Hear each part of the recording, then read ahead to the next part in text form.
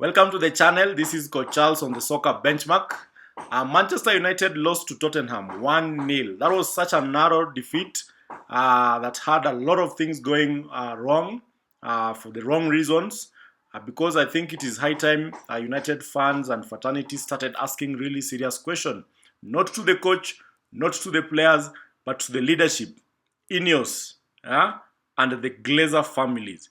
Because I have a feeling that these shenanigans that are happening at Manchester United are made by the leadership. Because you cannot sell Rashford and Anthony and bring nobody to replace them.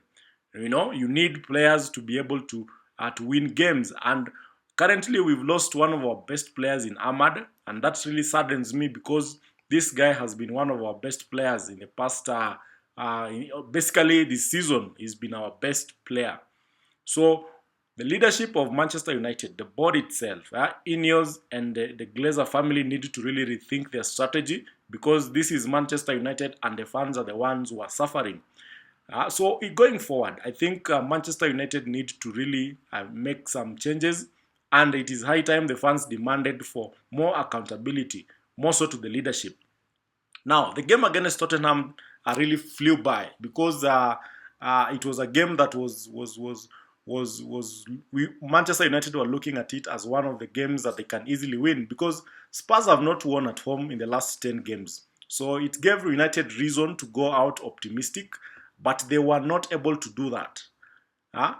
This is Coach Charles. If you've not subscribed to this channel, please take a minute and click on the subscribe button because I'm about to give you 5 reasons, 5 reasons why Manchester United are not able to do much. You see, so we are going to look at this basically as 5 things that we learned from this game.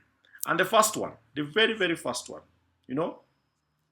we have useless central defenders. Useless central defenders. And I say useless not that they cannot play football. If it's because they cannot effect or affect a football match. If you look at the goal that was scored, the only goal that was scored, Dalot was basically overwhelmed by 2 people, Son and the Tottenham left back. These guys were doubling on him. They were overloading that area, and it made it very hard for Dalot to be able to defend. So when the ball was crossed into the box, the 3 defenders were basically there marking nobody. They were marking nobody. So it begs the question, why do we have 3 defenders in Maguire, in Mazrui, and in Dillit doing nothing in a game? And more so in a situation whereby they need to clear a ball because that ball could have been cleared very, very early. And secondly, the rebound from Onana could have been taken care of very, very, very fast. And United defenders, the 3 of them, were basically watching. There's a picture on how they were just standing. Maguire was basically flat-footed. He had no idea what was going on. Yet Maddison was always alive to the situation. So it begs the question, why do the coach keep playing 5 defenders? Why don't you offload some of these defenders? Play 2 defenders, add another midfielder with the fullbacks, and let's play football. That will be much, much easier. Because this season is running away and United need the money. The position of the team also will determine how much money United gets. So if we finish in position 15 because we are closer to 20 than 1, it becomes a problem at the end of the season because the money that you get is directly proportional to the position you are at. So that is a problem. So we need players to be able to do their jobs, and the defenders that we play, the 5 defenders that we play, is not adding to anything because we are still conceding goals in a stupid way. Lesson number 2, what I saw in that game, missing midfield. Bruno and Casemiro basically were overrun by the Tottenham midfield because they were nowhere. These guys just played through us, over us, under us. They did everything they wanted. Maddison was having a field day with the midfield because Casemiro is not leggy enough.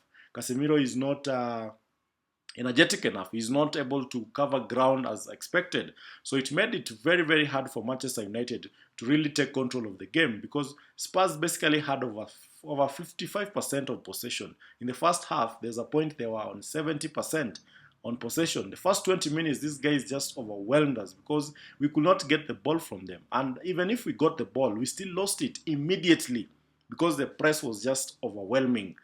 And the second half was played better.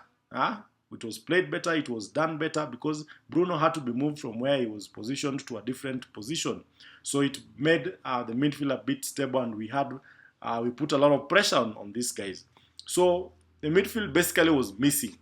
Then the third thing that we saw in this game, ZIRKZEE is good. He is very, very good. Way, way, way better. However, he needs to improve on his fast touches, on his release of the ball. It takes a while. He has to touch on the ball twice, 3 times.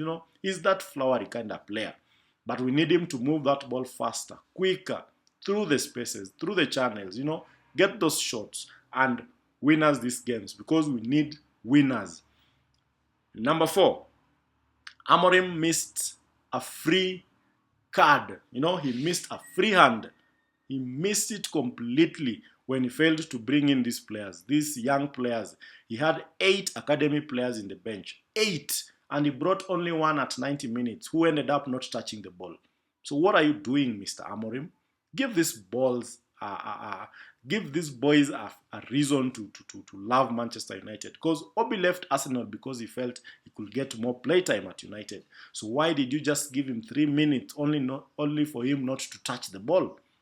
It saddens everyone, and everyone was waiting. We wanted to see Corner, we wanted to see Obi, and the rest of the academy players. Give these boys a reason to love Manchester United. That is a free hit that Mr. Amorim wasted. And lastly, wasteful attacks. Garnacho was suspect, Højlund was suspect, ZIRKZEE was suspect, and the other players who will join in the play, they could not convert their chances. That is why we call this a wasteful attack. We wasted chances. We had 6 good chances. If at all we converted at least one of them, most of the Garnacho one was such a glaring miss that it hurts, But it happened, and that is something that United need to work on. And we can only work on that if we reduce the number of defenders, increase the number of midfielders, gain control of the game, bring ZIRKZEE more into the game, and that is the only way our attack will be able to win. So all these things are interconnected. All these things that we learned in this game are interconnected. So we have to start by reducing the number of defenders that we have from 5 to 4, giving us an extra midfielder who can play with Casemiro or any other, and release Bruno from the role of having to defend and attack at the same time. And that way we'll be able to be more creative, we'll be able to be more assertive, we'll possess more, we'll control games. And those goals will come. Otherwise, this United team is likely to finish position 14 and below, where we have been the entire season. In fact, when Erik ten Hag left, we were better. Now we are 15th behind even Everton. Thank you for watching. This is Coach Charles on the Soccer Benchmark. Consider subscribing, consider sharing, consider liking, and let's keep playing football a better way.